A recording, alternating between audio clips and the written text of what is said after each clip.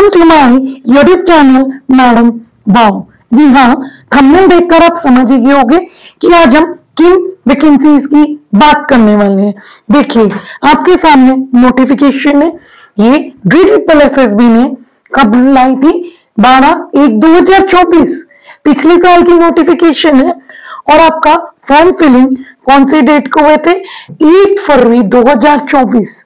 और आपने कब तक फॉर्म भरे थे? 8 मार्च 2024। ये किन पोस्ट की बात हो रही है? TGT पोस्ट की, ठीक है, जिनकी वैकेंसीज आपसे भरवाई गई फरवरी से 8 मार्च तक। तो अब एग्जाम इसका कब बनता था? 2024 की जून, जुलाई या अगस्त में।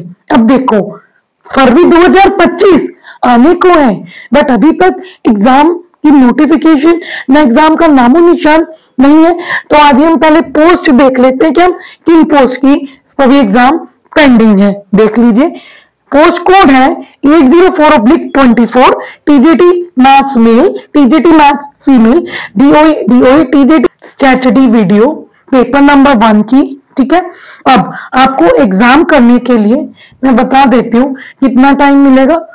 2 आवर्स मिलेंगे, ठीक है। कितना टाइम मिलेगा? 2 आवर्स मिलेंगे।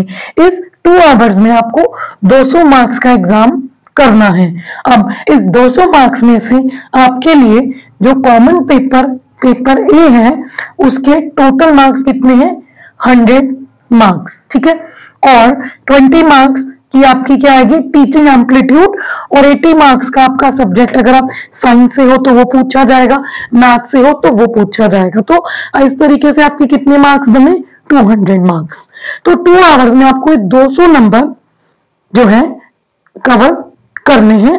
और आपको मैंने ये मार्क्स का जो डिस्ट्रीब्यूशन है वो भी एक्सप्लेन कर दिया। तो आपकी ये जो 100 मार्क्स की तैयारी है वो काफी ज्यादा बुलंद होनी चाहिए कि आप क्विकली से सटीक आंसर कर दो, क्योंकि इस पेपर में जो TGT का एग्जाम है, इसमें क्या रहेगी आपकी? नेगेटिव मार्किंग, ठीक है, 0.25 मार्क्स की।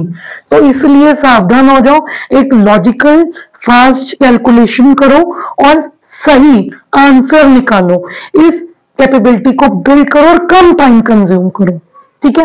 अब अगर मैं 100 मार्क्स की बात करूं तो इस 100 मार्क्स में से आपसे क्या क्या चीजें पूछी जाएंगी, ये तो आपको पता ही है कि आपने 2 घंटे में जीके के भी 20 क्वेश्चन करने हैं, रीजनिंग के भी 20 क्वेश्चन करने हैं, मैथ्स के भी 20 क्वेश्चन करने हैं, इंग्लिश के भी 20, हिंदी के भी 20, ठीक है। और 100 नंबर का आपका सब्जेक्ट, जिसमें 20 नंबर का आपका क्या होगा? Teaching amplitude. और 80 नंबर का आपका क्या होगा? सब्जेक्ट, जिस सब्जेक्ट से आप पेपर भर रहे हो। तो आपको एक रणनीति अपनानी है, मैं आपको एक्सप्लेन कर देती हूँ। देखो, जैसे आपके सामने DSSB का ऑनलाइन एग्जाम खुलेगा तो आपके पास ऑप्शन नहीं है कि आप किसी भी सेक्शन पे स्किप कर जाओ। जो सेक्शन कंप्यूटर पे खुल गया, आपको वही से ही स्टार्टिंग करनी होगी और वही सवालों को अटेम्प्ट करना होगा। तो देखो, आपके पास कितना टाइम है? देखो, 2 आवर्स। 2 आवर्स का मतलब कितने मिनट्स होते हैं? 120 मिनट्स होते हैं ना। तो और आपने सवाल कितने हल करने हैं? 200 क्वेश्चंस, ठीक है। अब आप मुझे बताओ कि 200 सवाल को 120 मिनट से करोगे तो आपको पर मिनट कितना टाइम मिलेगा? हार्डली 1 मिनट से भी थोड़ा, 1 मिनट से भी कम, ठीक है। तो अब आपने इस हर क्वेश्चन को क्विकली रीड करना है। अपनी सबसे पहले क्वेश्चन को जल्दी रीडिंग प्लस करेक्ट अंडरस्टैंडिंग कि क्वेश्चन बोलता क्या है।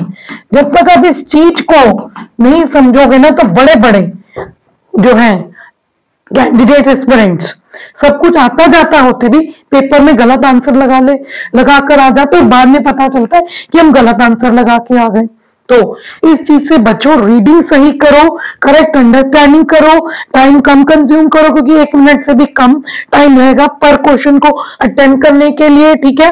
अब देखो, अगर आपके पास अगर सपोज रीजनिंग खुलती है तो आपको रीजनिंग क्या होती है? बहुत ज्यादा टाइम कंज्यूमिंग, ठीक है। आपको इस टाइम कंज्यूमिंग में ज्यादा जो सवाल आपसे जल्दी जल्दी हो रहे हैं, जैसे आपसे होगा एज का क्वेश्चन, ठीक है।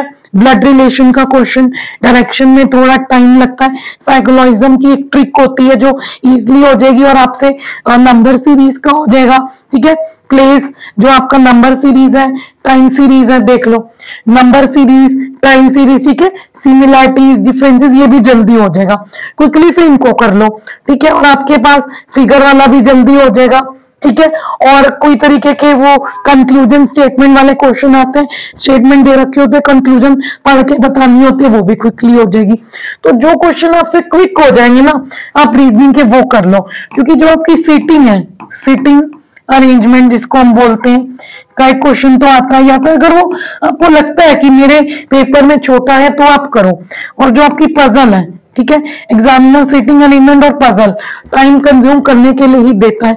ये नहीं कि आप रीजनिंग में ही 120 मिनट से 20 मिनट लगा दो, क्योंकि अभी आपके पास पूरा पेपर पड़ा है, ठीक है।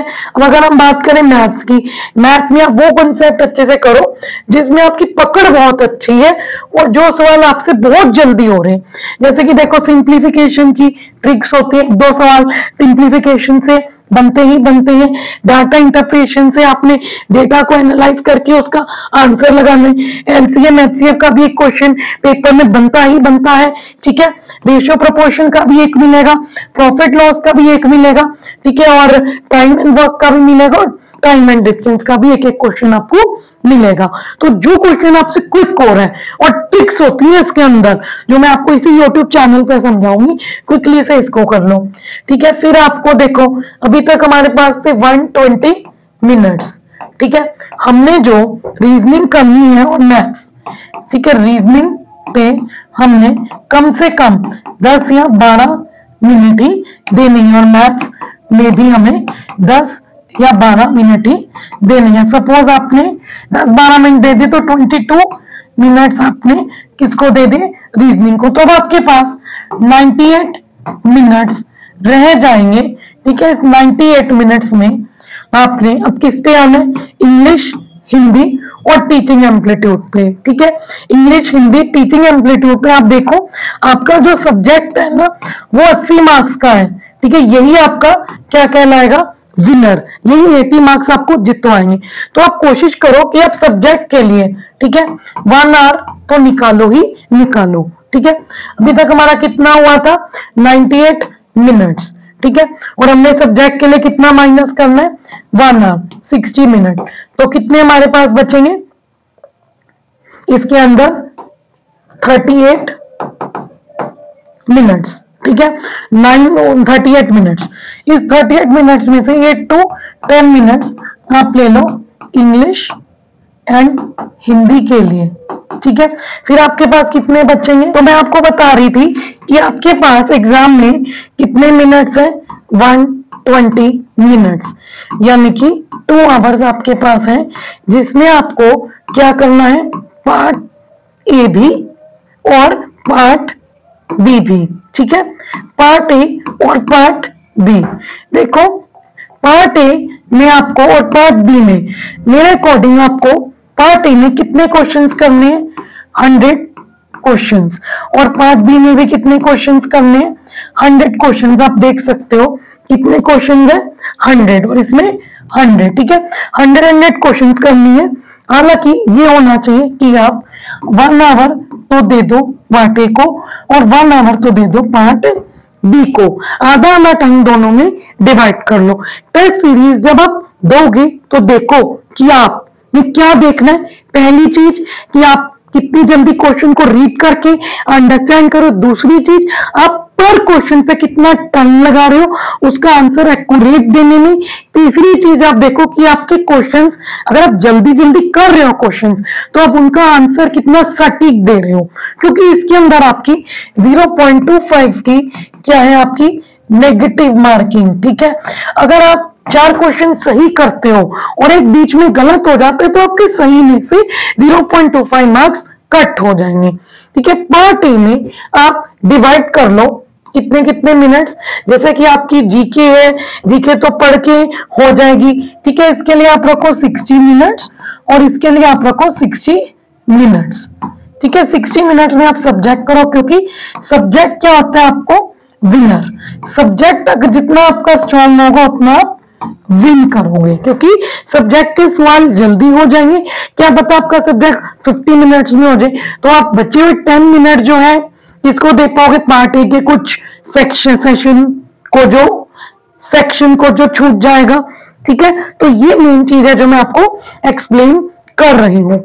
तो अब यह जो आपकी तैयारी है, आपको एक इंतजार करना है अपने एग्जाम का। तब तक आप अपनी रिवीजन करिए, सब्जेक्ट की पार्ट ए की रिवीजन करिए और अपनी मॉक टेस्ट दीजिए और देखिए कि आपके कितने मार्क्स आ रहे हैं, क्योंकि टीजीटी की कट ऑफ थोड़ी हाई जा सकती है as per the number of seats और कंपटीशन को देखते, क्योंकि 1 साल हो गया, लंबा टाइम हो गया। तो नेक्स्ट वीडियो मेरी ये होगी कि आपकी इस वैकेंसी की जो एक्सपेक्टेड कट ऑफ है वो कितनी रहेगी प्रीवियस ईयर की कट ऑफ को नजरअंदाज करके और नंबर ऑफ सीट्स को देखते हुए। Thank you for watching this video. Do like, share and subscribe to Madam Wow YouTube channel for more videos. Thank you.